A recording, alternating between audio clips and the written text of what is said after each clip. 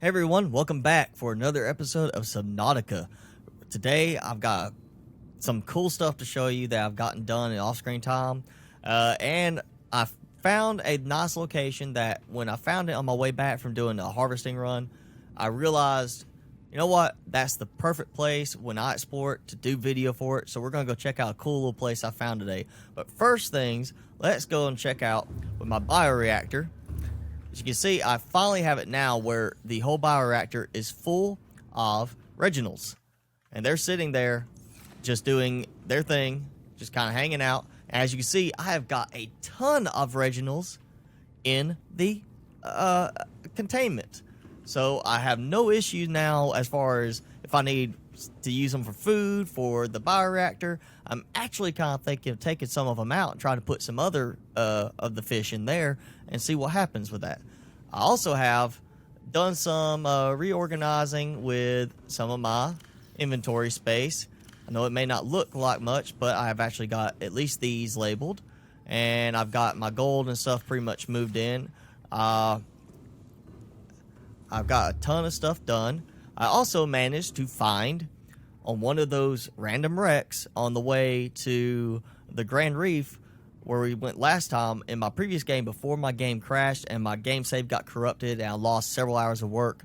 When I previously went to the Grand Reef and found all the moonpool fragments and such, on the way there was a wreck that had the modification station fragments, which is where I found it. So there is a little wreck on the way there that is one of the ones we just kind of skirted around, ignored, because I was worried about losing game progress again. But I got it done, and I've already built a high-capacity air tank.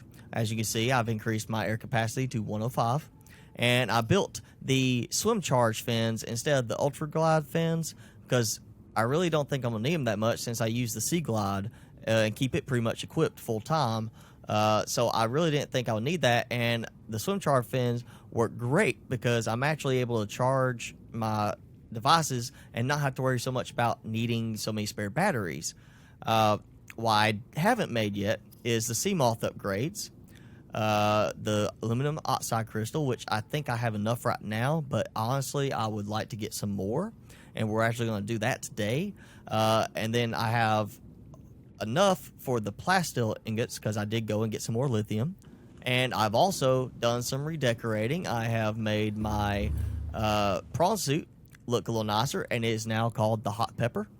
I may change that, but I made it look a little bit nicer. I did a couple of upgrade for it, which I've got a drill arm equipped, but I'm not using the any other arms just yet because that way I can still pick up resources with it, and it has a pretty decent amount of storage. But I went ahead and added a storage module, which makes it perfect for collecting a lot of resources when we go exploring and using it. And when I actually built the prawn suit and started using it, I went way off and ended up collecting a lot of lithium then because I was just having so much fun exploring with it that I kind of lost track of how far away I went and had like a nice little walk back. But it works great. I went ahead and did a power efficiency module as well, just so it can last longer outside of the Cyclops, which shouldn't be a problem.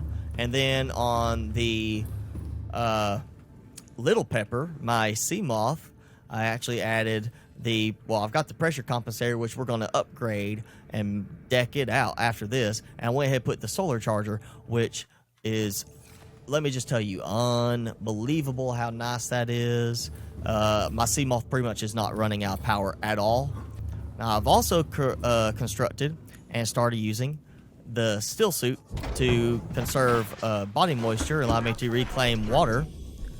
And thanks to that, I am getting extra water, so it's going to make it easier for the long travel deals. Funny little thing that happens with it is when you get it and equip it, it tells you to press an activation button to activate the taste cleansing system, so it makes the water taste better. And then it gives you 3 seconds to do it, and of course you can't do it, so it's not going to fix the taste of the water it collects. But you do get a nice little bit of reclaimed water that you can use.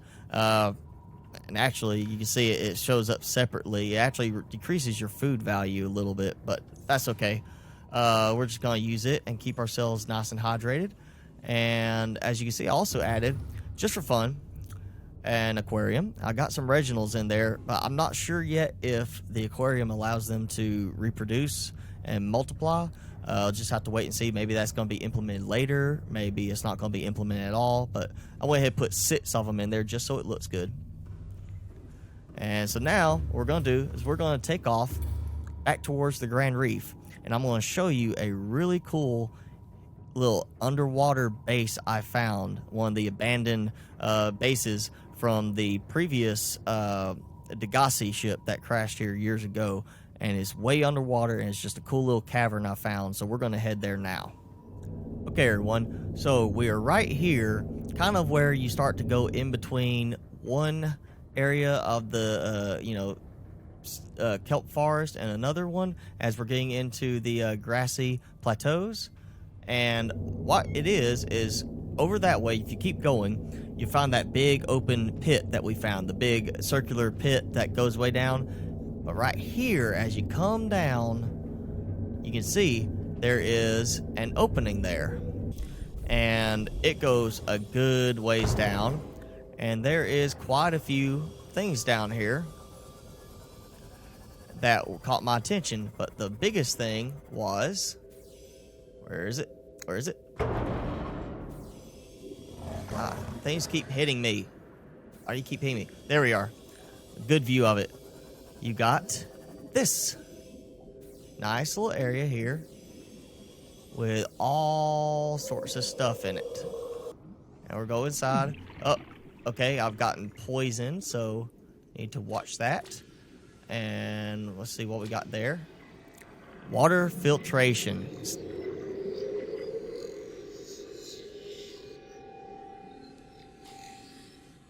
And unlocked. Great, we don't have to have a second blueprint for it. Alright, and we got a PDA and a power cell charger fragment. And another power cell charger fragment, which we've already got a bunch of. And I wonder what's up this way.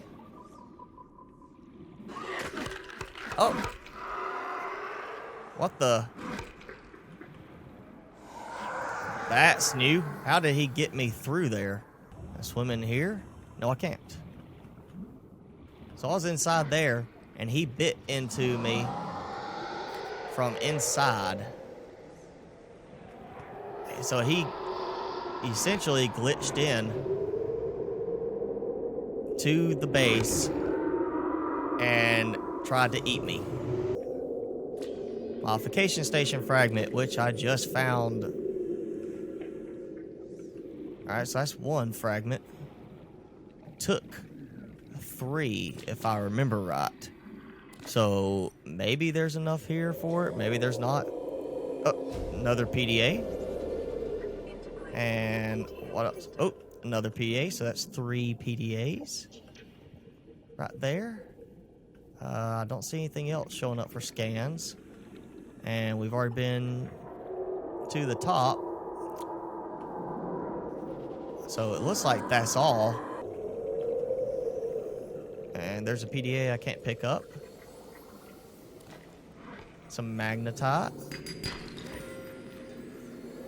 And better get back in before my oxygen runs out. Okay, so I guess that's all we're going to get from there. I don't really see much else. Unless there's other stuff scattered around. But, you know what? We are not quite at the full depth yet. Passing safe depth. I want to see what else we can get as far as these outcrops and such. Oh. Ah! Get off of me. Ooh. We got lava here. And I don't have my temperature sensor equipped right now. Also don't have enough depth capability to go all the way down there, I don't think, because we're cutting it close. That's active lava too. I feel like that would probably damage us a bit.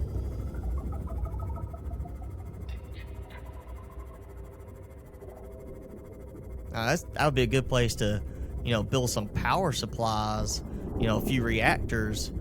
If I was wanting to build a base in here, like underneath, like in this area, come in here and build my own base, pretty much next door to the old Degassi base. Oh, that's an egg. It's an egg. Yep, I'm taking that egg because that looks interesting.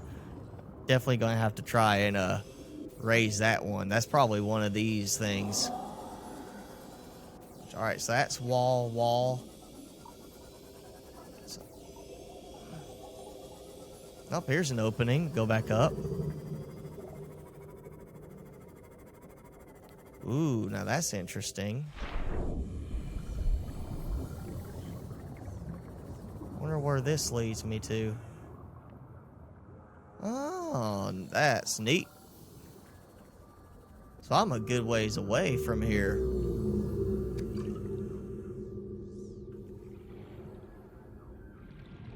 I really got to start bringing my bringing beacons with me to drop at some of these interesting locations. Welcome aboard, Captain. All systems online. Alright, so that was interesting. I got some decent supplies, and let me use up some of that water I got from my sweat. Alright, so let's head back to the base, which is just a little skip right over there. And can I get around it easily enough? Yes, I can. Oh, and it only took 1 titanium. Yeah, there we go. Okay. So, we got a water filtration system. Now, I've heard people having problems where, like, if they went, like, strictly solar power and had a water filtration system, it would drain all their energy during the night. They come back in the day, and it's like, oh, hey, there's no oxygen. Don't have any oxygen right now because of the water filtration system running all night.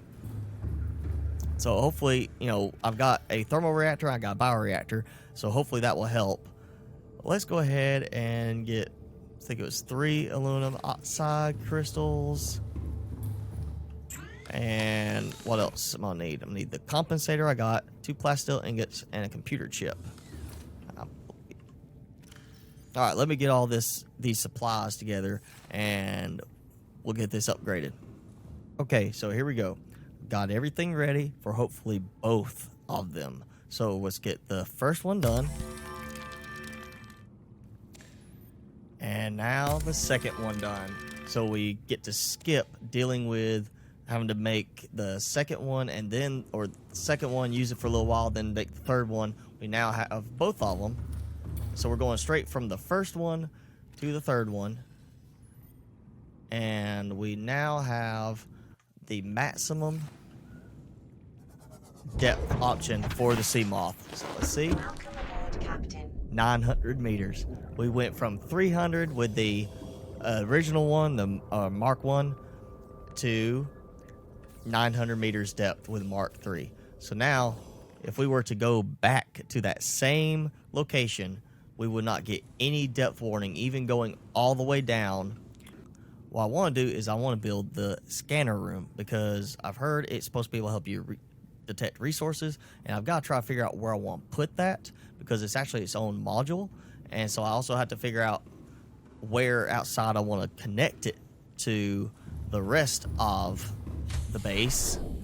And I don't know if it's something I can build like on top of one of these and have it connect properly, or maybe I could do it like that. I could sit there and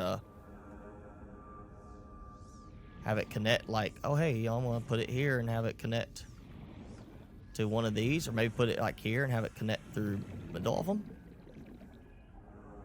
So I don't know. I'm gonna have to experiment with it a bit, see what I can figure out. Maybe that would connect it there. I don't know. I doubt it, just because of the way it looks for, you know, with other stuff. Maybe I could put it at the end of this instead of having that as an end where it just goes down. I could put it right here. Yep, that'll work. Okay, so I've got all my supplies, 2 computer chips, 3 titanium, and the enameled glass. So let's get this built. And then we're going to pop back inside and take a look at it, because I really haven't messed with something like this before. I've seen it's supposed to let you scan things in the area and see around the area, and ooh, it does. Look at that map. That's nice. So, okay, I don't have any upgrades. I can make upgrades. So, scanning room HUD chip. So I can have it stream information to my heads-up display. That will be easy enough to make. I can make a drone. And from my understanding, it's supposed to come with a couple of drones. Range upgrade, I want that. And speed upgrade, I want that. So if it's got a speed upgrade, that means it's going to take a minute. And yep, it's got something showing up now on there. So it's got... Oh, that may be the drones that I've got. Oh, let's do that. So there's creature egg. Well, that's neat. That's a lot of stuff it can look for. Can I scroll down? No, I can't. Okay, so I can just tell it to search for this stuff. Like, let's say I just want to look for a shell chunk, and it'll start looking for that, and it'll highlight, and then I can go and put that in place, and it'll stream it to my heads-up display so I can see it. And then, let's see. Ooh, cameras. Okay. Ooh. And I'm assuming that the heads-up display should activate for this as well, where I can see and, you know, go with this. Oh, that's showing shell chunks down there. That means I've got to have a cavern down there somewhere.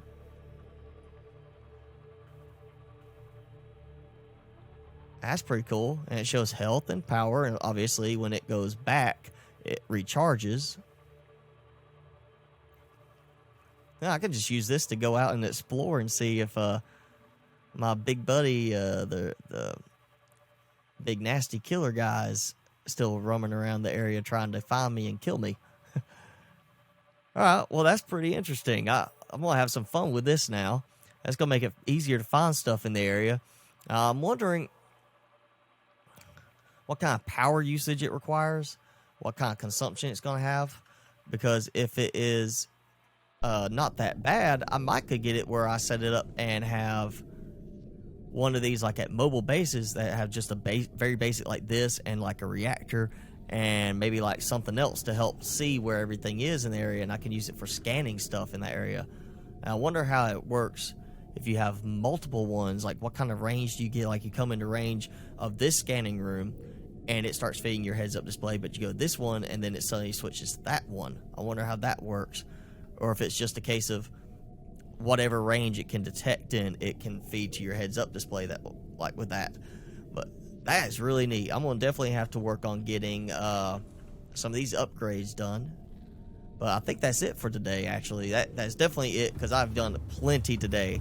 So, checked out that cavern. We got the modification station going. We got our pressure compensator Mach 3 decked out. So we're good on the Seamoth now for at least a bit. And we got a scanning room, so now I can look for stuff. And, man, my power is draining right now. I want to get me some more power going, which fortunately, I also found another thermal vent not too far away. But I think I should be able to build another thermal reactor in that existing vent where I've already got power coming from and help with that. So I may have to do that real quick to make sure I don't run out of power and oxygen during the night. But if you like the video, make sure you hit that like button.